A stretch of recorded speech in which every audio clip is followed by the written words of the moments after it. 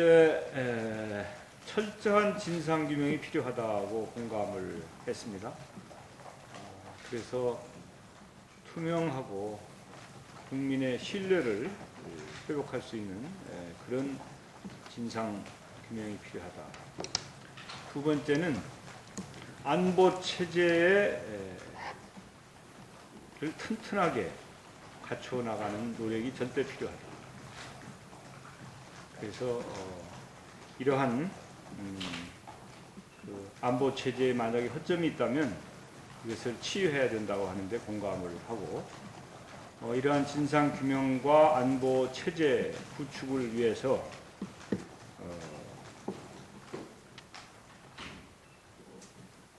야당도 협력한다. 이게 결론입니다. 제가 거기서 주장한 말씀들을 좀 드리죠. 이 천안함 사고로 해서 온 국민이 대단히 큰 슬픔에 잠겨 있고, 또 국민들의 참담한 심정은 말로 다 표현할 수 없는 상태다. 그러나 이 천안함 사고에 대해서 많은 국민들이 의혹을 가지고 있고, 또 정부의 발표나 그간에 대처한 상황들에 대해서 불신이 있다. 뿐만 아니라 국가 안보 태세에 대한 불안한 심리를 가지고 있다. 그렇기 때문에 정부가 책임 있게 원인을 규명하고 신뢰를 회복하는 노력, 그리고 국민 불안, 안보 체제의 허점에 대한 국민 불안 해소에 나서야 되겠다, 이렇게 주장을 했습니다.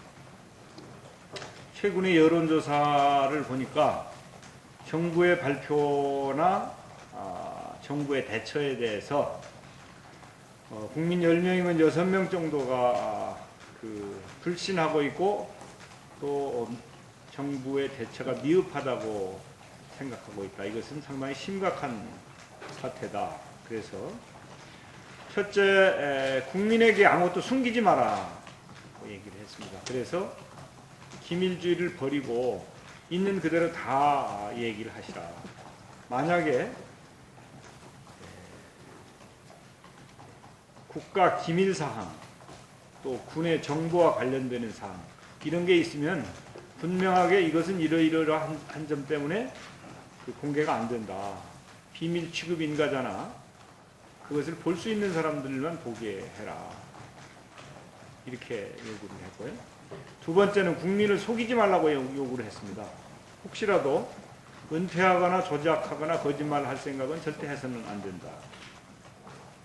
이 문제와 관련해서 사고가 난 장소에 대해서도 이런저런 얘기가 있고, 또 그 시각이지, 시각. 9시 45분에서부터 시작해가지고 15분 설까지 이 문제, 또 TOD가 아주 짧은 것을 편집해서 발표했다가 그 이후에 발표한 것 등등, 국민들은 사고 당시에 TOD가 있을 것이다, 자료가 있을 것이다 라고 보고 있다는 등등의 얘기를 하면서 혹여라도 은폐하거나 조작하거나 거짓말 할 생각을 하지 마시라, 이렇게 요구를 했고요. 세 번째는 조사 과정을 독점하지 말라고 요구를 했습니다. 조사 결과가 국민의 믿음을 받아야 되는 것은 물론인데, 그 결과보다 더 중요한 것이 투명한 조사 절차와 과정이다.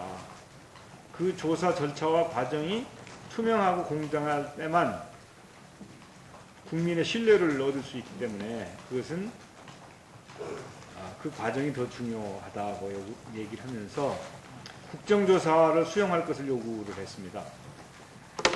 과거에 9.11 김선일 사태가 있을 때 신속하게 우리가 국정조사를 수용했던 일을 상기시키면서 국정조사를 수용할 것을 요구를 했는데, 여기에 대한 결과는 나중에 말씀드리겠습니다. 또 이 천안함 사고와 관련해서 조사 대상이 될 사람들이 조사의 주체가 되어서는 안 되겠다 고 얘기를 했습니다. 그래서 민군 합동조사단에 구성과 운영에 대해서 문제점을 제기를 했습니다. 어제 이명박 대통령이 9.11 사태 때 이제 처럼 철저하게 규명하겠다고 하는 말씀을 해서 제가 9.11 사태 때 미국이 부시 대통령이 어떻게 했는지를 거기서 예로 말씀드렸습니다. 그 당시에 9.11 사태가 나고 나서 즉시 미국은 공화당과 민주당이 동수로 위원회를 구성을 해가지고 그래서 거기에서 진상규명을 하는 노력을 했습니다. 그렇기 때문에 나중에 그 위원회 활동이 끝난 다음에도 이러니 저러니 시비가 없다. 그러니까 국정조사를 수용하는 노력을 비롯해가지고 야당의 참여를 적극적으로 수용하시라 이렇게 얘기를 했고 86년도입니까? 그 미국의 챌린저호가 추락한 사건도 있었습니다. 그 당시에 그 챌린저호의 그 원인 규명을 함에 있어서 그 조사 단장을 전직 국무장관급으로 이렇게 임명을 했고 나사의 당국자들은 완전 배제를 했습니다. 그 조사하는데 그런 점을 그 예로 들면서 이 사건과 이 사건의 지휘 체제에 있었거나 이 사건과 관련해서 조사를 받아야 될 대상들은 조사단의 주체로 참여하는 것은 적절치 않다라고 하는 지적을 했습니다.